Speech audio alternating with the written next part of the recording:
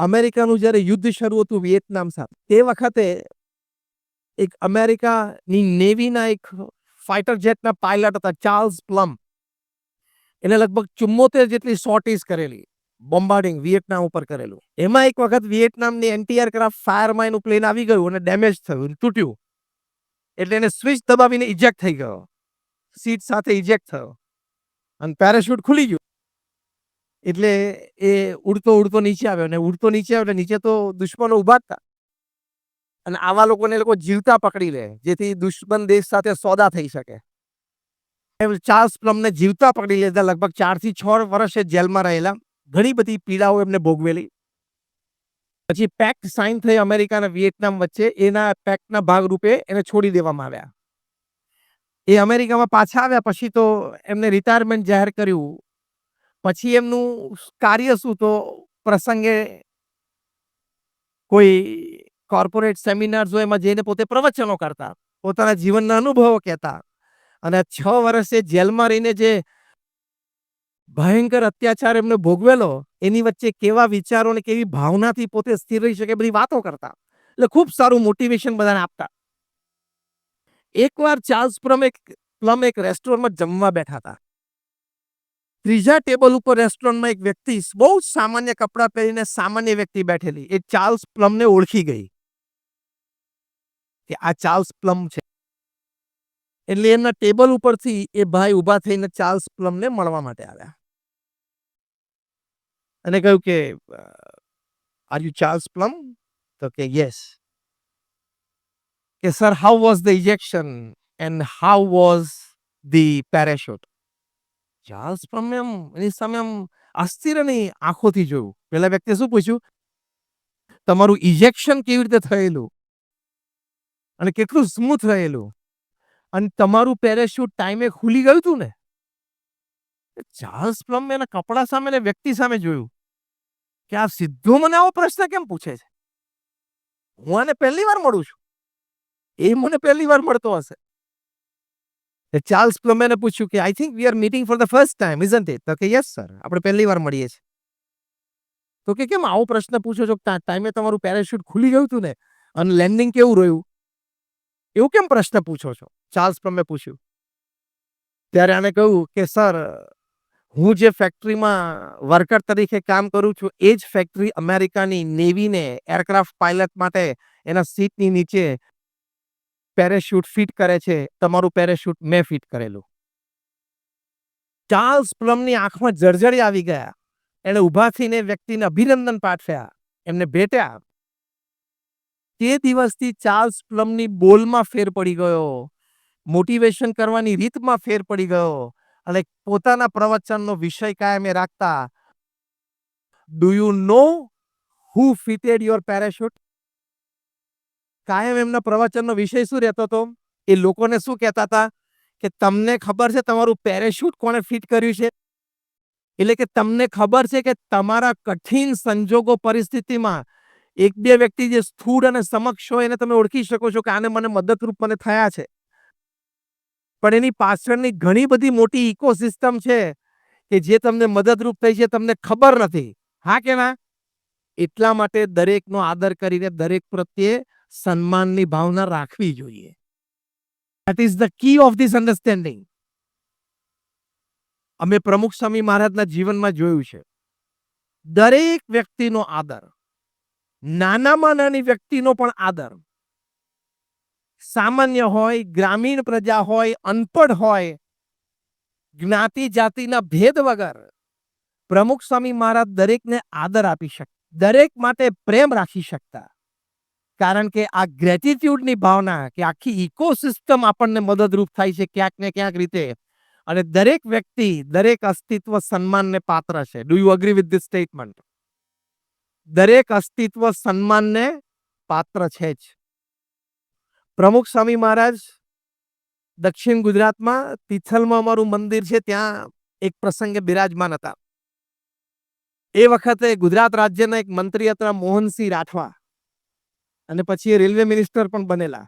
મોહનસિંહ રાઠવા, બીજા એક બે મંત્રીઓ, બીજા એક બે સરકારી આગેવાનો બધા કોઈ કાર્યક્રમ માટે ત્યાં ભેગા થયા હશે, અને એમને ખબર પડી કે પ્રમુખ સ્વામી મહારાજ નજીકમાં 10 કિલોમીટર જ છે. એટલે બધા સમય કાઢીને પ્રમુખ સ્વામી મહારાજના દર્શન આશીર્વાદ માટે આવ્યા. મળ્યા બધા પ્રમુખ સ્વામી મહારાજને અને વાતો સાહજિક ચાલતી હતી.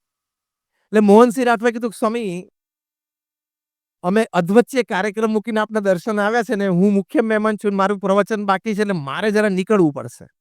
પ્રમુખ સ્વામી મહારાજ એમને આશીર્વાદ આપ્યા. બીજે 1-2 જણા હતા કે ના સ્વામી અમે હજી 5-10 મિનિટ બેઠા છીએ. મોહનસિંહ રાઠવા એ પોતે પ્રમુખ સ્વામી મહારાજના દર્શન આશીર્વાદ લઈને નીચે ઉતર્યા. એમની ગાડી પાસે ગયા, તેમના ડ્રાઈવર નહોતા, એમના પીએ પણ ત્યાં નહોતા. થયું કે મારા પીએ અને મારા ડ્રાઈવર ક્યાં ગયા? જે સંત એમને વિદાય આપવા માટે વળાવવા માટે ગયેલા એ સંતની સામે જોઈને પૂછ્યું કે આ લોકો ક્યાં ગયા હશે? એટલે સંતે કહ્યું કે તમે લોકો મળવા આવવાના હતા. પ્રમુખ સ્વામી મહારાજે અમને બધાને કહેલું કે એ લોકો મરતા હોય ને પછી એ લોકોને તો જમવાનું છે પણ એમના ડ્રાઈવર અને પીએને પણ પેરેલલ જમવા બેસાડી દેજો. એટલે કદાચ તમે વહેલા ઉતરી ગયા છો, તમારું ઉતાવળ હતી, એ પ્રમુખ સ્વામી મહારાજને ગણતરી નહોતી કે તમે એક વહેલા નીકળી જવાનો છો, તમે જમવા રોકાવાના નથી. આ બધા તો જમવા રોકાવાના છે. એટલે તમારા ડ્રાઈવર અને પીએ જમવા બેઠા છે તો 5 મિનિટ થશે, હું ઉતાવળ કરાવડાવું છું. મોહનસિંહભાઈ પણ પોતે ખાનદાન વ્યક્તિ, એમને કીધું ના ના ઉતાવળ ના કરાવશો, જમવા બેઠા છે તો ભલે પ્રેમથી જમી લેતા, હું બેઠો છું. પછી મોહનસિંહ રાઠવાએ એમના પીએ અને એમના ડ્રાઈવર આવે એટલે પૂછ્યું કે જમ્યા શાંતિથી? એટલે કે હા સાહેબ શાંતિથી જમ્યા પણ માફ કરજો. એટલે મોહનસિંહભાઈ કે ના ના એમાં કઈ તમારે માફી માંગવાની જરૂર નથી, તમે મંદિરમાં પ્રસાદ લીધો એ સારી વાત છે. ગોળ ફરીને મોહનસિંહ રાઠવાએ અમારા સંતને કીધું કે પ્રમુખ સ્વામી પાસેથી બસ અમારે આટલું જ શીખવાનું છે કે નાનામાં નાના વ્યક્તિની કદર કરવી, નાનામાં નાની વ્યક્તિની સંભાળ રાખવી, નાનામાં નાની વ્યક્તિને આદર આપવો. એ ગમે તેટલા મોટા પદ ઉપર આવી જઈએ, ગમે તેટલા મોટા થઈએ, પણ દરેક વ્યક્તિ આદરને પાત્ર છે અને આપણા સ્થાનમાં આવ્યા તો એને યોગ્ય આદર આપવો જ જોઈએ. એ વાત અમારે પ્રમુખ સ્વામી મહારાજ પાસેથી શીખવાની છે. જો આને શું કહેવાય કે પદ પ્રતિષ્ઠાની દ્રષ્ટિએ વૈવિધ્ય છે. આખો પ્રસંગ તમે લો, પ્રમુખ સ્વામી મહારાજ કે આ મિનિસ્ટરો કે એના ડ્રાઈવર પીએ, પદ પ્રતિષ્ઠાની દ્રષ્ટિએ વૈવિધ્ય ઘણું છે, પણ સમાવેશની ભાવના, સ્વીકાર કરીને આદર આપવાની ભાવના એ આવા મહાપુરુષોના જીવનમાંથી આપણે શીખી શકીએ. તમે વ્યક્તિને આદર આપીને સમાવેશ આપો એટલે વ્યક્તિ પાસે તમે ખૂબ સારી રીતે કામ પણ લઈ શકો છો, એ વ્યક્તિને તમે પણ ઉપયોગી થઈ શકો છો અને બોન્ડિંગ બહુ સારું થઈ શકે છે.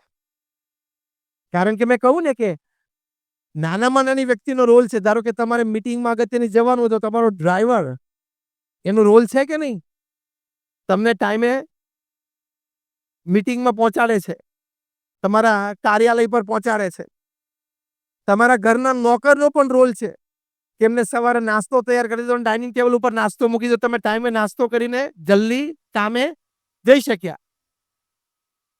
Everybody has a role. So we must believe that every person in my life plays a role in my life. મારા જીવનમાં દરેક વ્યક્તિને મારા જીવનમાં કંઈક રોલ છે, હા કે ના? એટલે વિવિધતાનો આદર કરીને આપણે એનો સમાવેશ કરવો. તમારામાંથી કેટલા લોકોએ માઇકોબેક્ટેરિયમ વેકે આ નામ હું બોલ્યું એ સાંભળ્યું છે? બાયોલોજિકલ નેમ છે એટલે આપણે સમજીએ, બહુ ઓછા એ સાંભળ્યું હોય. માઇક્રોબેક્ટેરિયમ વેકે એ નામનું એક બેક્ટેરિયા છે. હવે બેક્ટેરિયા તો સ્થૂળ આંખે દેખાતું નથી. એ કરોડો ભેગા થાય ને, કરોડ નહીં કરોડો, તો 100ની ટીપ ઉપર સમાઈ જાય સ્પેસમાં, એટલા ઝીણા છે. માઇકોબેક્ટેરિયમ વેકે. આ બેક્ટેરિયાનો રોલ શું છે ખબર તમને? આ બેક્ટેરિયા આમ તો સોઇલમાં રહેતા હોય એટલે કે જમીનમાં, પણ એરબોર્ન થવાની શક્તિ છે એનામાં. પવન આવે તો જમીનમાંથી ઉડીને એ હવામાં પણ જાય. એ આપણા શ્વાસમાં આવે એટલે સાયન્ટિફિક રિસર્ચ પ્રમાણે તમારા સ્ટ્રેસ અને એન્ઝાયટી ઓછા કરી શકે છે. આ બેક્ટેરિયા ખાસ કરીને અત્યારે તો હવે આટલું બધું કન્સ્ટ્રક્શન થતું હોય, જમીનો ખોદાતી હોય ને ધમધોકાર બધા કામ ચાલતા હોય, એની વચ્ચે પછી એનું અસ્તિત્વ ઓછું હોય. એટલે અત્યારે તમે જો તો તમે હિલ સ્ટેશન ઉપર જાઓ ને ફ્રેશ હવા મળે ને તમે આમ આહલાદકતાનો અનુભવ કરો છો. હા કે ના? તમે હિલ સ્ટેશન ઉપર જાઓ ને ફ્રેશ એર હોય ને તમને આમ મજા આવે છે. યસ ઓર નો? એ જે મજા આવે છે ને ઓક્સિજન તો એનો એ જ છે. પણ ત્યાં આ માઇકોબેક્ટેરિયમ બેક્ટેરિયા એ હવામાં હાજર છે. એ શ્વાસમાં જાય છે ને એટલે તમારું ડિપ્રેશન, સ્ટ્રેસ અને એન્ઝાયટી ઓછા કરવાની તાકાત આ બેક્ટેરિયામાં છે. જે આપણામાં નથી, આપણા ઓછા કરવાના. આપણા તણાવ ને આપણા એન્ઝાયટી ઓછા કરવાની તાકાત જે આપણામાં જ નથી, એની લીધે લોકો આપઘાત કરે છે આટલા બધા. એ તાકાત આ બેક્ટેરિયામાં છે. બીજી સાયન્ટિફિક રિસર્ચ આ બેક્ટેરિયા ઉપર થઈ. તો સાયન્સે કીધું કે this bacteria has the power to increase your memory.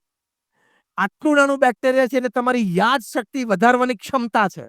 ત્રીજી મોટી વાત આ વિજ્ઞાને કરી છે કે this bacteria has the power to strengthen your immune system. આ બેક્ટેરિયા પાસે તાકાત છે કે તમારી રોગ પ્રતિકારક શક્તિ પણ વધારી શકે છે. આટલું નાનું બેક્ટેરિયા આંખે તો નજરે ના ચડે. અને મેં કહ્યું એમ કરોડો બેક્ટેરિયા ભેગા થાય તો સોયના એક ટીપ ઉપર સમાઈ જાય. એટલા નાના છે. પણ એ તમારો એન્ઝાયટી, સ્ટ્રેસ, ડિપ્રેશન દૂર કરી શકે છે. તમારો મેમરી પાવર વધારી શકે છે અને તમારી ઇમ્યુન સિસ્ટમ સ્ટ્રોંગ કરી શકે છે. આ 3 એટલે કેટલા મોટા લાભ થયા? યસ ઓર નો? આ 3 વસ્તુ એટલે કેટલો મોટો લાભ થયો? આ વાત પરથી એટલી જ વાત સમજવાની કે આ સમગ્ર અસ્તિત્વમાં નાનામાં નાનું બેક્ટેરિયા પણ આપણને આટલું મોટું મદદરૂપ થઈ શકતું હોય તો આપણે દરેક અસ્તિત્વનો આદર કરતા શીખવો. જો નાનું બેક્ટેરિયા એ પણ માણસને આટલું મદદરૂપ થાય છે તો આપણે એ વિવિધતા જે ઇકોસિસ્ટમમાં છે એનો સ્વીકાર કરતા શીખવો જોઈએ. દરેક વ્યક્તિનો સમાવેશ કરતા શીખવો જોઈએ. એક બેક્ટેરિયાની આવી દ્રષ્ટિ રાખીને, એટલે કે એક બેક્ટેરિયા પ્રત્યે આવી દ્રષ્ટિ રાખીને એક બહુ જ મોટો સંદેશો આપણા શાસ્ત્રનો છે કે આપણે કોઈ દિવસ માંસાહારી ભોજન કરાય, હંમેશા શાકાહારી જ રહેવું જોઈએ. તમે માંસાહાર કરો છો એટલે તમે કોઈ અસ્તિત્વને મારો છો. તમે એમ કહો કે હું નથી મારવા ગયો, માર્યું છે કોકે. કોકે માર્યું પણ તે ખાધું એટલે you are a party to the crime. શબ્દ વાપરે છે ને પોલીસ કલમ લગાડે ત્યારે કે પાર્ટી ટુ ધ ક્રાઇમ. તમે ખૂન ના કર્યું હોય પણ ખૂની ખૂન કરતા આગલા દિવસે તમારા ઘરે રોકાણો હોય તો ઇન્વેસ્ટિગેશનમાં આવી જાય છે કે નહીં? એને પણ ઝપાટામાં લેશે કે નહીં police? You have not committed the crime but you are party to the crime. એમ તમે નોનવેજ ખાવ છો તો you are party to the crime. કર્મનો સિદ્ધાંત તો લાગુ પડશે જ. પ્રમુખ સ્વામી મહારાજ એક વાત હંમેશા કરતા, આજે અમારા ગુરુ હરિ મહંત સ્વામી મહારાજ એક વાત હંમેશા કરે છે કે કોઈને મારીને જીવવાનો તો આપણે અધિકાર જ નથી. અને આખું પ્લાન કિંગડમ છે. તમે એ પ્લાન કિંગડમમાંથી ફળ ફૂલ શાકભાજી ખાઈને તંદુરસ્ત રહી શકતા હોય ત્યાં તો તમારે ત્યાંથી અટકવું જોઈએ. એનિમલ કિંગડમમાં જવાની જરૂરત નથી. Stopping in the plant Kingdom is survival. Going beyond in the animal Kingdom is killing. કારણ કે આપણને ખબર નથી કે આપણે નાના પશુ પંખીઓને મારી નાખીએ છીએ એ આ ઇકોસિસ્ટમના ભાગરૂપે છે. કોરોના વાયરસ થયો ત્યારે વૈજ્ઞાનિકોએ કીધું કે આવા તો 500 વાયરસ ફરે છે. એક વાયરસમાં સમગ્ર મનુષ્ય જાતિને સાફ કરી નાખવાની ક્ષમતા છે. આ તો ભગવાને બચાવ્યા છે આપણને કોરોનામાંથી. કોરોના જેવા 500 વાયરસ આપણી આજુબાજુ ફરે છે. એક વાયરસને આપણી હ્યુમન પોપ્યુલેશન વાઇપ આઉટ કરવાની ક્ષમતા છે. દેખાતું નથી તોય તાકાત છે એટલી. આપણે બુદ્ધિનો દોડ લઈને ફરીએ છીએ પણ એમાંના ઘણા બધા વાયરસ છે આપણને ઇફેક્ટ નથી કરી શકતા આપણી પોતાની ઇમ્યુન સિસ્ટમ. ઘણા બધા વાયરસ આપણને ઇફેક્ટ નથી કરી શકતા કારણ કે આજુબાજુ જે પશુ પંખી છે એના શરીર ઉપર એ ચોટેલા રહે છે અથવા તો એ એની ઇકોસિસ્ટમ સાથે ક્લેશમાં છે એટલે આપણી સાથે ક્લેશમાં નથી આવતા. એ દરેક અસ્તિત્વનો એક મહિમા છે. માટે એવી મોટી દ્રષ્ટિ રાખીને આપણે તો એક સીમિતમાં વ્યક્તિ પ્રત્યે આદર, વ્યક્તિ પ્રત્યે પ્રેમ અને વ્યક્તિનો સમાવેશ એ હંમેશા રાખવો જ જોઈએ. તો એનાથી જીવનમાં આનંદ આવે છે. The amount of money that you have in your bank account is the extra work you did. You shouldn't have done. And if you did it, you should have given it for a good cause. પૈસા કે પ્રસિદ્ધિ કે કીર્તિ કઈ બહુ મોટી વાત નથી. એ પૃથ્વી ઉપર ઘણાને મળે છે. હું ઘણી વખત બોલું છું, રોજ પૃથ્વી ઉપર, સાંભળજો આ વાક્ય, રોજ પૃથ્વી ઉપર સેંકડો લોકો કરોડપતિ થાય છે અને હજારો લોકો લાખોપતિ થાય છે. રોજ પૃથ્વી ઉપર સેંકડો લોકો કરોડપતિ થાય છે અને હજારો લોકો લખપતિ થાય છે. એટલે એ બહુ કઈ મોટી વિશેષતા નથી. વિશેષતા એ છે કે આપણને જીવનમાં અસ્તિત્વનો આનંદ આવે અને મુખ્ય આનંદ વિવિધતાનો સ્વીકાર આદર અને દરેકનો સમાવેશ કરવાનો એક પ્રયત્ન કરવો એમાં રહેલો છે. જે સ્થાને આપણે અહીંયા બેઠા છીએ, 2 વર્ષ પહેલા આ જ સમયે અહીંયા પ્રમુખ સ્વામી મહારાજનો શતાબ્દી મહોત્સવ ઉજવાયેલો. તમારામાંથી કેટલા લોકો આવેલા? Just raise your hands. ઓહો, બધા. I must give you a big hand. એ વખતે અહીંયા 80,000 સ્વયંસેવકો હતા.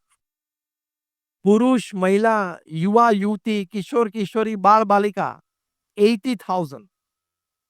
બધામાં વિવિધતા હતી. અભણ પણ હતા, ભણેલા પણ હતા. કોઈ વિશેષ કળા કૌશલવાળા પણ હતા, કોઈ સામાન્ય પણ હતા. જ્યોગ્રાફિકલ બેકગ્રાઉન્ડ તમે જુઓ તો કોઈ આદિવાસી વિસ્તારમાં પણ જન્મેલા અને ઉછરેલા હતા અને અમેરિકામાં જન્મેલા ઉછરેલા પણ હતા. પણ એ 80,000 સ્વયંસેવકોએ સંગઠિત રીતે કામ કર્યું.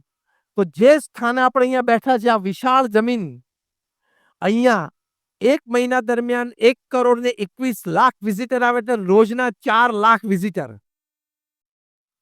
અમે રોજ સાંજે 80 ટન ખીચડી બનાવતા હતા. ખબર પડી આ આંકડા? ઘણા બધા આંકડામાંનો એક આંકડો બોલું છું. એટલે ખાલી ખીચડી બધા ખાતા તો એવું નહીં, બધા તો સમોસા ને બધું 25 આઈટમ અમારા પ્રેમવતી ફૂડ સ્ટોલ્સ રસોડામાં જમતા હતા.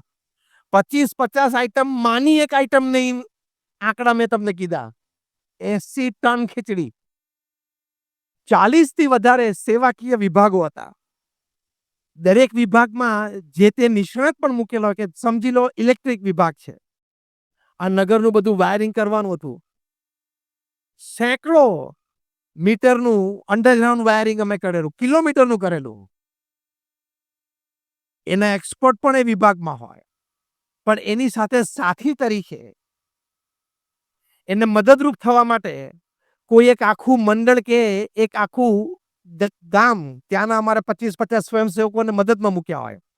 એ જે યુનિટ બન્યું હોય સ્વયંસેવક દળનું, કે ભાઈ ઇલેક્ટ્રિક વિભાગ, એમાં ફૂલ રેન્જ હોય.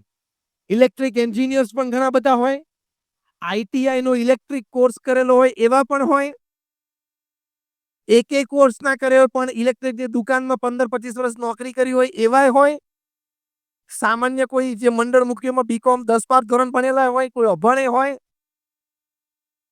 એ વિભાગમાં પાછા 2-5 જણા એવા હોય કે એને ઇલેક્ટ્રિકની કશી ખબર ના પડતી હોય, બધા કામ કરતા હોય ને ફક્ત પાણી પાતા હોય. આ ફૂલ રેન્જમાં અમારું આખું એક યુનિટ ગોઠવાયેલું હોય. કેટલી બધી વિવિધતા થઈ. દરેક એકબીજાને સ્વીકારીને, સમજીને, પ્રેમ રાખીને સાથે કામ કરવાનું હતું. તમને સેમ ઇન્ટેલેક્ચ્યુઅલ વ્યક્તિઓ સાથે કામ કરવાની બહુ મજા આવે. એક લેવલ નીચે હોય સાથે તો બહુ મજા આવે, કારણ કે ત્યાં તો ઓર્ડર જ કરવાનો ને પછી. પણ આપણી સાથે આપણા જ લેવલના બધા વિવિધતા વાળા હોય એની સાથે ભેગા રહીને કામ કરવું એક ચેલેન્જ છે. આ વાત ડોક્ટર તેજસ પટેલ ખૂબ સારી રીતે સમજી શક્યા અને એમને ખૂબ સારી રીતે મુખ્ય મંચ ઉપરથી અમારા ગુરુહરિ મોહન સ્વામી મહારાજના પરમ સાનિધ્યમાં વ્યક્ત પણ કરી. Padma Shri doctor Tejas Patel, leading cardiologist, વિશ્વ કક્ષા એમનું નામ છે. એ પોતે બોલ્યા કે અહીંયા 80,000 સ્વયંસેવકો પ્રમુખ સ્વામી મહારાજ શતાબ્દી મહોત્સવમાં છે. મેં જોયું અને જાણ્યું કે વિદ્યાર્થીઓ પણ છે, સામાન્ય નાની દુકાન ગામડામાં ચલાવતા હોય કિરાણાની એ પણ છે, શહેરી જનો પણ છે, એટલે કે અર્બન લોકેલિટીઝમાં રહેતા હોય એવા પણ છે, એન્જિનિયર છે, ડોક્ટર છે, અમેરિકાના સિટીઝન પણ છે, અમેરિકાના ડોક્ટર્સ અને એન્જિનિયર્સ પણ છે. આ વાત કરીને ડોક્ટર તેજસ પટેલે ખૂબ સુંદર વાત કરી કે આ બધા જે છે એ બધા અહીંયા એકબીજાને આદર આપીને, એકબીજાને સમજીને, એકબીજાની સાથે રહીને પોતાને જે કાર્ય સોંપાયું છે એ કેવી સુંદર રીતે આપણે કરી શકીએ એ કરી રહ્યા છે. એ મારી દ્રષ્ટિએ આ ઉત્સવનો સૌથી મોટો ચમત્કાર છે. માનનીય પ્રધાનમંત્રી શ્રી નરેન્દ્રભાઈ મોદી પણ ખૂબ પ્રભાવિત થયેલા જ્યારે આ પ્રમુખ સ્વામી મહારાજ શતાબ્દી મહોત્સવ નગરનું ઉદ્ઘાટન કરવા આવેલા ત્યારે. અને એમણે કહ્યું કે તમે 80,000 સ્વયંસેવકો બીએપીએસના છો, મને 80,000 ને એકમો ગણી લેજો. કારણ કે આ સ્વયંસેવકોની સેવા ભાવનાથી પોતે પ્રભાવિત થયેલા. ખાલી સેવા ભાવનાથી નહીં, પણ કેવા સંજોગ, કેવી પરિસ્થિતિ, કેવી ગોઠવણી, આસપાસના કેવા વ્યક્તિઓ એ બધા સાથે હળીમળીને જે સેવા કરતા હતા એ બહુ જ મોટી વાત છે. તો જો આ સેવાનો આપણે જ્યારે સાથે કામ કરીએ છીએ ત્યારે અન્ય વ્યક્તિઓને સમજીને સાથે રહેવું એમાં જ સફળતા. બાકી ઝઘડતા તો બધાને આવડે છે, હા કે ના? આમાં કોઈ આંગળી નહીં ઊંચી કરો, મને ખબર છે. ઝઘડતા આપણને બધાને આવડે છે ને આપણે અહીં બેઠેલા બધા 5, 10, 15 વખત જીવનમાં કોકની ને કોકની સાથે ઝઘડી ચૂક્યા. ખાલી જગ્યા પૂરો છીએ જ. ઝઘડતા તો બધાને આવડે છે, ઝઘડીને છૂટા પડતા પણ બધાને આવડે છે. સામેવાળી વ્યક્તિને સમજીને કોમન મિનિમમ પ્રોગ્રામ, જેને સીએમપી કહેવામાં આવે છે કોર્પોરેટ વર્લ્ડમાં, સીએમપી પર આવીને કામ કરવું ને, that is accepting diversity and promoting inclusion. 1992માં જ્યારે સ્વામિનારાયણ અક્ષરધામ ગાંધીનગરનું ઉદ્ઘાટન થયું ત્યારે 31મી ઓક્ટોબર પહેલે જ દિવસે પ્રમુખ સ્વામી મહારાજના સાનિધ્યમાં રોહિત મહેતાનું સન્માન કરવામાં આવેલું. પ્રથમ ભારતીય જે લાયન્સ ઇન્ટરનેશનલના પ્રેસિડેન્ટ બનેલા, કોઈ ક્લબના નહીં, હા, વિશ્વ વર્લ્ડ પ્રેસિડેન્ટ લાયન્સ ઇન્ટરનેશનલના, આપણા અમદાવાદના. એમનું સન્માન થયું. રોહિત મહેતાએ પોતે વાત કરી કે હું છેલ્લા 35 વર્ષથી લાયન્સ ક્લબ સાથે જોડાયેલો છું અને ખૂબ સુંદર પ્રવૃત્તિઓ મેં દેશ પરદેશમાં કરી છે. અને આપણે સૌ જાણીએ છીએ કે આ લાયન્સ ઇન્ટરનેશનલ ક્લબ ખૂબ સારી પ્રવૃત્તિ કરે છે. અમે તો લગભગ એના 100-150 કાર્યક્રમમાં ગયા છું. રોહિત મહેતાએ કીધું કે અમે પ્રવૃત્તિ સારી કરીએ, સમાજ સેવા ખૂબ સારી કરીએ છીએ, અમને ડોનર્સ પણ સારા મળે છે, પણ બીએપીએસ સંસ્થા પાસે જે સમર્પિત સ્વયંસેવક વર્ગ છે, જે સમજીને સાથે રહીને એકબીજાને અનુકૂળ થઈને જે સેવા કરે છે ને, એ વિભાગમાં અમારે ઘણું બધું હજુ વિચારવાનું છે અને ઘણું બધું પ્રાપ્ત કરવાનું છે. આની પાછળનું રહસ્ય શું છે? અધ્યાત્મ. અધ્યાત્મ એ રહસ્ય છે. ઉપરથી દરેકના પહેરવેશ જુદા છે. બોલચાલની વાત શરૂ થાય, વાર્તાલાપ શરૂ થાય, દરેકના વિચારમાં વૈવિધ્ય છે. પણ એ વૈવિધ્ય છે એ ભગવાન એટલા માટે મૂક્યું કે મેં વૈવિધ્ય મૂક્યું છે, તમને બધાને બુદ્ધિ આપી છે.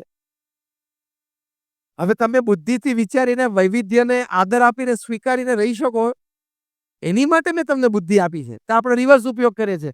વૈવિધ્યને અસ્વીકાર કરીને, એની ઘૃણા કરીને એની સાથે ઝઘડીએ છીએ. એટલે ભગવાનનો આખો પ્રોજેક્ટ આપણે ઊંધો પાડી દીધો. એ અધ્યાત્મથી આ સ્વીકાર આવે છે. અને અધ્યાત્મ શું છે? પ્રમુખ સ્વામી મહારાજે આદિવાસી વિસ્તારોમાં પણ ખૂબ વિચરણ કર્યું છે. મધ્ય ગુજરાતમાં બોડેલી પાસે એક વખત રાત્રે 1 વાગે પ્રમુખ સ્વામી મહારાજ સત્સંગ સભામાં બેઠા. ત્યાંના બધા સભાના ટાઈમ મોડા, 12:30 1 વાગે બધું પૂરું થાય. કોઈ પણ સાંસ્કૃતિક કાર્યક્રમ હોય, જાહેર કાર્યક્રમ હોય, રાત્રે 1 વાગે પ્રમુખ સ્વામી મહારાજને સભાને સંબોધવાનો, આશીર્વાદ આપવાનો સમય આવ્યો. રાત્રે 1 વાગે પ્રમુખ સ્વામી મહારાજ આશીર્વાદમાં સામે બધા જ આદિવાસીઓ બેઠા હતા. આવું વાત કરું છું લગભગ 40 વર્ષ પહેલાની, 70ના દાયકાની, એટલે કદાચ 50 વર્ષ પહેલાની વાત છે. પ્રમુખ સ્વામી મહારાજ બોલ્યા, હવે અત્યારે આપણે આદિવાસી વિસ્તારો જોઈએ છે, ઘણી રીતે આપણને વિસ્તારો પછાત દેખાય છે. તો 50 વર્ષ પહેલા તો કેટલા પછાત હોય. પ્રમુખ સ્વામી મહારાજ બોલેલા કે આદિ એવા જે ભગવાન તેનો તમારામાં વાસ છે એટલે તમને આદિવાસી કહે છે. આ એક નવી વ્યાખ્યા, એક નવો વિચાર, એક નવો અભિગમ અને ત્રણેય કરતા વિશેષ એક જીવન ભાવના એમની પ્રગટ થઈ. આદિ એવા જે ભગવાન એનો તમારામાં વાસ છે એટલે તમને આદિવાસી કહે છે. અને બીજું વાક્ય પ્રમુખ સ્વામી મહારાજ બોલ્યા કે હું તમારા બધામાં ભગવાન જોઉં છું. ત્રીજું વાક્ય પ્રમુખ સ્વામી મહારાજ બોલ્યા કે આપણે આ દેહ નથી, આપણે આત્મા છીએ. એ આધ્યાત્મિક સમજણ રાખીએ તો દેહ કરીને જે ભેદભાવ છે એ ટળી જાય અને દરેકનો સ્વીકાર થાય કે દરેક સોલ આત્મા છે, શરીર કોઈ છે જ નહીં. આ જે અધ્યાત્મ છે, આ જે આધ્યાત્મિકતાનો મુખ્ય મધ્યવર્તી વિચાર છે, એ વિવિધતામાં એકતા લાવી શકે. બાકી કોઈ બીજી વિચારધારા હોય, ઇન્ક્લુડિંગ સામ્યવાદી વિચારધારા, અમને લગ્ન પ્રસંગે બોલે પણ બરોબર ના જોયું. હવે બિચારો એ દિવસે આપણા જેવા 500 જણાને આમંત્રણ આપેલું, પેલા 500 જણા આવતા એટલે બચારા ઉભા વધારે મળી લેતા. આપણે પણ એ જ પરિસ્થિતિ છે ને, ઘરે પ્રસંગ હોય ત્યારે. તો એ વખતે મને બરોબર ના બોલાય, બરોબર સામે ના જોયું. તારો વિચાર કેટલો હલકો કહેવાય, તારું વર્તન કેટલું હલકું કહેવાય. એ આવા પ્રસંગે તમે અપેક્ષા રાખો છો? એટલે આ વાતની અત્યારે કિંમત છે કે દરેકનો સમાવેશ એ વ્યક્તિને, પરિસ્થિતિને સમજીને આપણે કરવો જોઈએ, તો સુખી થાઓ. એટલે ગઈકાલે જે મહંત સ્વામી મહારાજનું એક વાક્ય આપણે કહેલું એ ફરી વખત ઉચ્ચારીને પૂરું કરું. સમજીને સંપીને સાથે રહેશો તો સુખી થશો. Repeat with me. સંપીને, લાઉડલી, સંપીને સમજીને સાથે રહેશો તો સુખી થશો. મહંત સ્વામી મહારાજ.